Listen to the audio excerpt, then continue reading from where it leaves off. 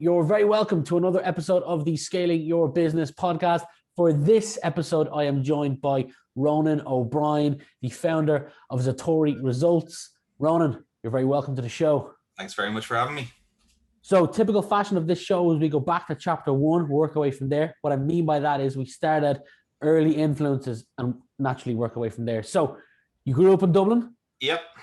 What were your early days like growing up in Dublin? Any favorite memories? I had a pretty good childhood. Great childhood when I was a kid, surrounded with friends. Very early on, around 13, got interested in radio and DJing, and there's a few pirate radio stations, Pulse FM, back in the day that I was involved with, and that kind of kept me on a very straight and narrow path, so to speak. That I was so obsessed with radio and music and DJing that I never really kind of did anything but concentrate on that. Now, didn't have a license to be on air, which was one of the small inkling things that, you know, when you're a teenager, you're not so fussed about. But it was very well respected and listened to back in the day. Nice. You mentioned radio DJing. You have any early influences of people you looked up to that you kind of one day aspired to potentially take their seat? Not necessarily. I suppose, like, at around the time I started, I became friends with a guy called Mark McCabe, and he was involved in the same radio station, and I kind of, you know, fell under his wing a little bit, and he gave me a bit of guidance and gave me my first show. And I was so chuffed that I was, you know, allowed to be on air. But the show they gave me was like 6 a.m. on a Sunday morning. Like, there was very few people listening, and nobody particularly caring. But for me, you know, that meant that I wouldn't go out on Saturday. I'd prep for it, the hours I'd put in. Compared to now when I'm on radio, you know, I might put in 10 or 15 minutes of prep before a show, but I put in like hours to do this 6 a.m. slot, 6 a.m. to 9 a.m. on a Sunday with very few listeners. And in fairness to Mark, he set his alarm clock at some stage during the show, wake up, listen to one or two links when the presenter's on air, give me a bit of feedback and go back to bed. And I'd swear that he'd be up for the 3 hours listening intently. So I'd be on my, you know, top behavior and best game, which looking back now was, you know, I was so naive, but it set me on a really, really good path. And I really, really look back fondly on those days. All professionals put in hours of practice, and I'm sure it's paid off now. But was there anything in your early childhood that had you leaning towards and express an interest in DJing / radioing? No, not particularly. There was no particular, like any kid, I like music. I was very interested in it. It was just a way of kind of expressing myself. And once you get into a hobby, you kind of tend to go down a rabbit hole sometimes. So I just, you know, became obsessed with every song, and then I got better radio shows. And then as I progressed my teenage years, I'd be on kind of, you know, the drive time slot for Monday to Friday, and doing kind of 7 to 10 nightclub DJ gigs a week. So I'd be doing an early and a late on a Saturday night. And, you know, it was brilliant. It was fantastic, you know, to be young and in all these clubs and be doing the main sets and having an agent and all that kind of stuff. So it was fabulous at the time, and I really look back on those days fondly. Like, you couldn't ask for a better job at that period of your life. Yeah, we've actually crossed paths with a couple of people. Rafiq, through my research, is a really good friend of yours. I've gotten to chat with him, have drinks with him a couple of times. But also through my research, here's what I found out. You've been to places like Hong Kong, Austria, Vegas, used to be a DJ. What's one thing you're into or curious about that not a lot of people would know about you? That's a good question. I don't know. I'm mad about Japan in general. I love the Japanese culture. I love cooking. So I'm, you know, studying under some master sushi chefs before, which I suppose I've never kind of said publicly. My second date with my wife, I brought her to Japan for 3 weeks. And that was only because everyone said that as a first date is a terrible idea. But for me and her, it just kind of made sense. She lived in London, I lived in Dublin. I was planning on going there. I said, look, come along. And, you know, it never really occurred to me that it, you know, it would be something very serious or that it wouldn't work out. I was like, look, you know, we might get on as friends or we might get on better. But either way, and all of our friends said, this is crazy. And I was like, worst case scenario, if we don't get on, we can both just kind of wander on our own separate ways. But luckily, you know, or as it turns out, should I say, because neither of us were really looking for a relationship, but it did work out so well that we ended up, you know, getting married a couple of years later. Wow, congrats. That's pretty cool. Zatori, the business you're in charge of or own at the moment, you've mentioned in previous interviews that it is your 10th company. Do you come from a family of entrepreneurs? My dad owned his own business. I don't know if I consider him an entrepreneur. I think he did it as needs must. And as such, I was, in an environment where you did work for yourself growing up, and he worked excessively hard. So that work ethic came into my behavior. It was just the norm for me. And he's always done long hours, which has knocked on effect that I still do long hours myself. And I kind of would consider it, expected of an entrepreneur to put in those long hours. But no, I wouldn't say kind of that there was any pressure to become an entrepreneur. I'd say I'm dyslexic, so I didn't get on well in school. For me, the Irish education system, I'm quite against in terms of it's about regurgitating information. So reading something and giving back someone else's opinion rather than your own. In fact, in college, I failed a course 3 times because I strongly disagreed with the lecturer's interpretation of Dr. Maslow's hierarchy of needs, and the 3rd time I passed the course by just not putting in my opinion and putting the same thing I'd written the first 3 times.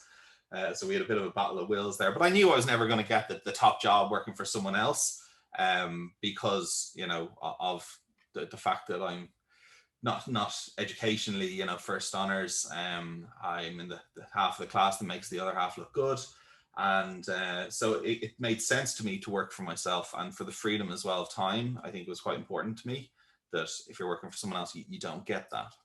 You've mentioned dyslexia. Now looking back, anyone that's in your position that's in school doesn't conform to the very small percentile that it suits, and has dyslexia, I'm assuming it's a strength to you now. What would you say to someone sitting in a class that's 13 to 18 years old that has that and thinks that they don't have a chance at making it? I think it was very unfair the way that the teachers approved. I think it's changed a lot since, but the teachers kind of treated me like I was stupid. I remember having conversations with a teacher who thought I should do foundation level and I was doing higher level, and that was it. And, there was no middle ground of let's do ordinary. It was like he wanted me to do foundation to make his job easier. And I didn't feel I was there just to make his job easier, and that I really wanted to go to college to study business. And I needed to do higher level to get the points to get into UCD. And I just remember bashing my head off the wall so many times trying to, follow what I thought was my path. But look, dyslexia is just your brain is wired differently. As a result, you're going to have to learn to do things differently. If you can't spell a word, you'll find a different way of explaining the same situation. You need to get more information down in fewer lines because it takes a lot longer to write an essay. So my essays will be 1 page when another kid's might be 10, but I try to pack as much into as few words as possible. So it taught me to function a little bit, and that helps with entrepreneurialism because you're trying to find a quicker, faster way of achieving something than the next guy or than the existing status quo. Touched on UCD. I know that you did BCom in UCD. You've also done a course from Harvard as well. Nowadays, continuing to learn or invest in yourself, are there any events you go to, podcasts you listen to, books you read that ensures that you're ahead of the curve? Yeah, so I should qualify that very quickly that I'm not a Harvard grad or anything like that. I attended a course for 1 or 2 days over there, and I was just blown away by the quality of the lectures and the way that they teach and the thought that goes into it. So I just don't want to pretend I'm something I'm not. In terms of executive education, yeah, I'm pretty vivacious about reading, which is ironic for a person that's dyslexic because it takes me longer to read a book. Saying that, I really kind of try to get through maybe 5 to 15 books a month. And I have done this for the last 10 years, mostly about business and psychology. So I use Audible an awful lot, or audiobooks. And so whenever I'm in the car, if I'm not on the phone, there's an audiobook playing. I kind of made that agreement with myself about 12 years ago when I bought my first really fancy car. I said, look, this is an investment, but it's a university on wheels. And when I'm in this car, I'm going to be paying back for it. And so now when I'm out, if I go for a long walk on my own, there'll be headphones in. Often when I'm working, if it's something that, I can manage to multitask with, I'll have an audiobook in my back, in my ears, and I'll be sucking it in and trying to improve myself. So that's one thing that I think is really important. It's very clear to me that if you meet a salesperson, I know you're in sales, if you meet a salesperson that has no interest in reading sales books or learning about sales, their trajectory is very, obvious. And then the guy that's out there learning new techniques, reading about other industries, trying to apply that knowledge from a different industry into theirs, they're the guys that are accelerating. And the next question when you talk about books is people say, look, what books are you reading? Give me advice on what books I should read. And the answer is the books only work at a certain point of your life to answer the questions that you're in. So if you've got an issue about marketing, great, read a marketing book. If you're talking about leadership, cool, Jocko Willink, Extreme Ownership is brilliant. But it's not relevant if you're not running a team and trying to lead people. So there's no point in reading it. So I go back and reread books and get different bits of information out of them because it's more applicable to that point in my journey. So that's one thing. And then the other thing I do, and I know a couple of your guests previously have mentioned this, but I'm involved with this Entrepreneur of the Year. I'm on the board for that. And I was a finalist in 2012. So going back, 9-10 years almost now. And every year they have a CEO retreat and I go away on that and we get some fantastic speakers in, but we also get to meet with other entrepreneurs and people that are in different journeys of their life. So it's amazing to talk to other entrepreneurs and surround yourself with smarter people. And, the information that you can get from people that have just been down that road, had the problem before and found the solution. And if you can ask the right questions, it's incredible the results you can get. You said a term that I think you should patent right now before the car manufacturers come after you, and it's university on wheels. They might use that on their marketing going forward. That was brilliant. EY Entrepreneur, you said you're on the board. Any aspiring entrepreneurs or current entrepreneurs that are thinking about putting themselves forward for any awards, doesn't have to be that award, what would you tell them? It depends on the award. So there's loads of awards that we get offered and 90% we decline. Most of the time they're trying to say, look, you're up for this award, buy the table of 10 at €600 a seat and give us $6,000 and then you can be a finalist for these awards. I've attended some local awards down where our business is based, and the local bakery beat us for the e-commerce award, which I kind of enjoyed thoroughly because they didn't have an e-commerce website. And so it does depend on the awards, and it's great, as others have said, it's great for your staff to know that they're being acknowledged. It's great for your clients to know that they correctly chose to work with the top guys in the industry. So all of that is really, really important. EY Entrepreneur of the Year is just top class. It's on another level, and it's very hard for somebody externally looking in because you'll see the TV shows and you'll see the radio interviews and you'll see how incredible some of the people are. But once you're in, you almost have to take the people aside and go, it's not about that. It is 100% about the alumni. It's 100% about the network. It's the fact that you can pick up a phone and say, hey, look, you're in this group, this club, and I've got a question that you might be able to help me with. Can you give me 10 minutes of your time? But you're doing that to people that are so experienced in the specific problem and challenge you're having that 10 minutes of their time could be 3 or 4 months of struggle otherwise. And a great example of that for me is Owen Cook, who ran the Pallet Network, or owned the Pallet Network. He's still involved, but he's changed his ownership status. And I was having an issue around staffing, and he said, oh, what's the story there? And I said, look, this is what's going on. And he goes, oh, I've had that problem. Do 1, 2, 3. And I said, no, I've been working on this for months and it's such a pain in the neck. And he goes, no, 1, 2, 3, that's it. And I went off, implemented what he said. And like in a paragraph, he saved me, 4 or 5 months of trying to figure this out for myself. So I just found that so powerful. And then one of the things within that club that I do, we have a group mentoring mastermind kind of session where we get together with small groups. And this is an opt-in, not everybody does it, but I kind of said, this is something I want. So being on the board, I said, look, I'm going to throw this out there and create it. So we've got groups of about 10 to 12 people, and they meet up every 2 months or so. And we just say, look, what's going on in your businesses? Where are your goals? What are your challenges? Is there anything people want to bring up? And then we bounce it around the table. So you've got a table of 10, really successful CEOs, and they'll say, well, I go this way with it. I do that. Have you thought of this? I can put you in contact with Y. And it's rocket fuel. Like it really is. You come in with an idea, and during that meeting, you can solidify it, or you can listen to someone else's problem and go, I didn't know, but actually that reflects a problem that I have. And then someone else will say, well, I've dealt with it before, and here's how you deal with it. And I just found it so powerful to have those masterminds. And it's been really helpful in my kind of career, but also in the companies that I'm involved in. Phenomenal. I watched the video on you, and you talked about how you left your DJ days behind. And I'm sure you probably still do some here and there as a hobby, but in this particular clip, you said you left your DJ days behind, started a business. Two-part question. One, as a bet, was it really a bet that got you to start the business? And two, why e-commerce? So funnily enough, you mentioned Rafiq earlier, because Rafiq was the one who made the bet with me.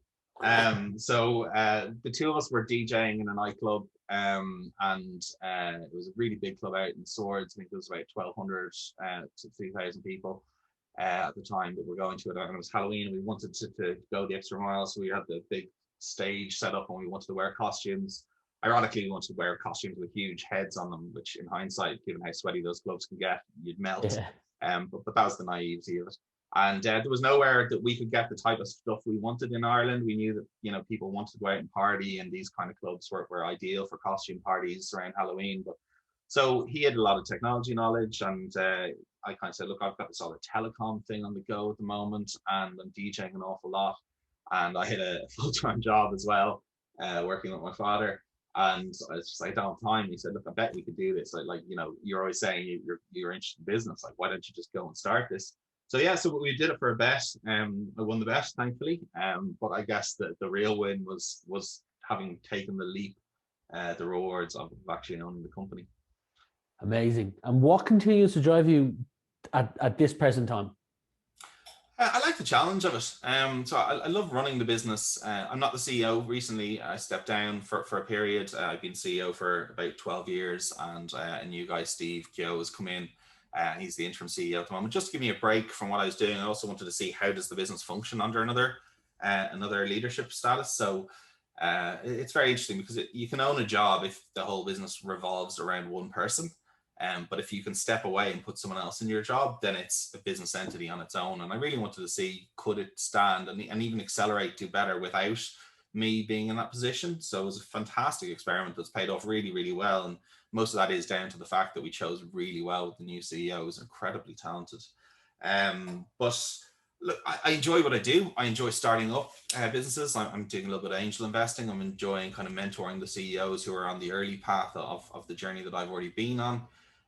It is fantastic to do it. It's fantastic to own your days and to own your time and say, look, this is what I'm doing because I want to do it. And if I don't want to do something, I can, you know, bring in somebody else to help me with it, or someone who's enjoying doing the aspects of stuff that I don't love doing.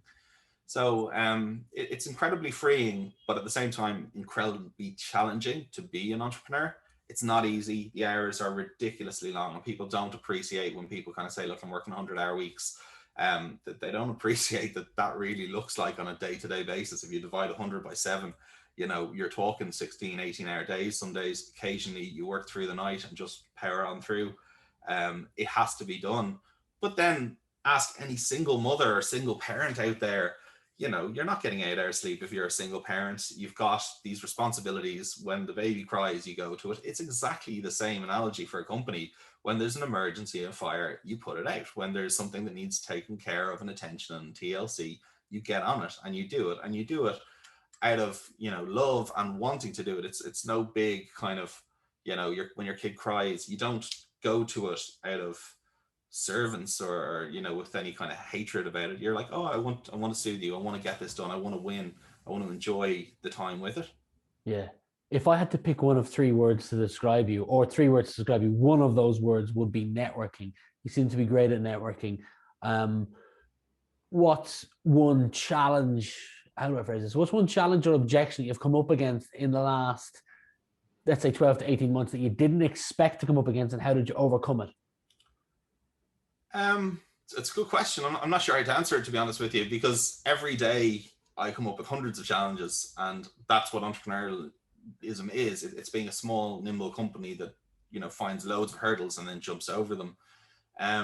You know, if you have a challenge, you decide what way you want to address it. I mean, you don't need to win every fight. You don't need to take on every challenge.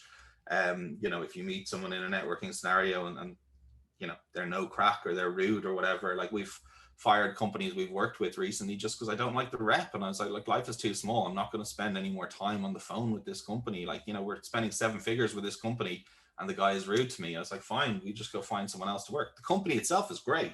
I just don't like the rep. He was rude. Yeah. He doesn't like me. I don't need to be in an environment, and I don't need to deal with that hurdle.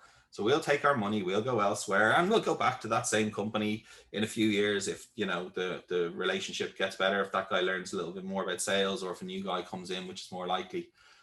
So these things happen, but I don't see, hurdles. And what you want to be as an entrepreneur is somebody that really loves being outside of their comfort zone. So when you say, oh, you're good at networking, I like meeting new people. I like the uncertainty of finding out what it is that makes them tick. I'm interested, genuinely interested in them. So, yeah. I mean, I could sit down with Leslie Codd, who runs a mushroom company, and for half an hour, grill him on the ins and outs of mushroom, manufacturing. And he's like, I've never had anybody, genuinely show such interest in something that, is mushroom farming. And I was like, it's fascinating. And he's like, most people don't think like that. And I was like, how can you come up with the idea of mushrooms and make it into a multi-million-dollar business? To me, it's incredible. So, yeah. I get outside of my comfort zone as often as possible. I pretty much live outside my comfort zone. As soon as it's within my realm of comfort, you can kind of set some parameters around it and delegate it out. 2 questions left. I'd like you to imagine it's the end of the decade. So it's now 2030 and you're looking back on the previous decade. So the last 9 to 10 years. What would you can answer this personally or professionally, what would you like to be looking back on? I've got kids, and that's very important to me, that I spend time and how they grow up. When I was in my 20s, I kind of had this whole billionaire dream. I think I've adjusted the course there a little bit. I'm not interested in, spending all my time. I've seen guys that are really successful and really inspiring, but I don't want to be them. I don't want to be that billionaire that does nothing but work, so I want to get my balance a bit more. And that was part of, bringing in a CEO to take what was, a workaholic hour number and bring it down to something I thought more reasonable. So I'd like to think in 10 years, I look back to see it's quite balanced. I'd like to be proud of what we've achieved and the way we've achieved it. There is no way that we'd, change our morals or ethics around, where we want to go and how we achieve it. But I'm quite happy. I enjoy doing what I'm doing now. So I live in the moment. I don't want to, look too far forward or too far back. We've definitely got our goals, our business directions, continue expanding. Really proud of some of the work that we're doing with some investments I've made, and those companies are changing the world. Really proud of what we do in Zatori. We're starting out a fulfillment side, which is kind of naturally, a company is its own entity. It's its own personality, and it's started developing. We're really good at fulfilling our own products. Essentially what Zatori does is we get someone to a website, get their credit card details, and put something in a box. So that's what the company does. Yes, TheCostumeShop.ie is all about fancy dress and parties and making people smile. But realistically, if you don't have the core of those 3 elements in Zatori, that doesn't work. And then we apply that to the medical industry, and we sell wheelchairs and rise recliners and rollators to make people's lives easier. And it's incredible that you have somebody go to Google or go to the internet, buy your product, get the delivery the next day, give you the money, but then they write a thank you card. Like, who does that nowadays? And that happens all the time with us. So the staff love the fact that we've done something, we've got a little bit of profit, but we've made a profound difference. And there's all these gadgets that people don't know about that can make their life incredibly better at the twilight years of their age, or if they're having a disability or temporary or permanent.